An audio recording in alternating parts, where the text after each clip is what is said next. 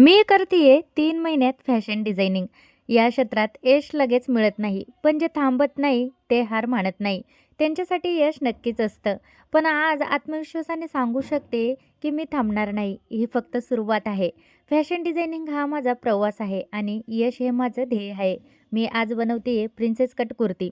कधी-कधी मनात यायचं, आपल्याला हे जमणार नाही. आपण चुकीचा निर्णय तर नाही घेतला? पण काम करताना या गोष्ट एक लक्षात आली.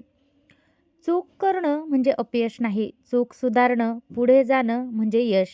आणि खूप वेळेस असं वाटायचं, की आपण हे करू शकतो का? आपल्याला हे जमेल का? कधी केलेलं नाहीये, एवढं आपण कसं काय करणार?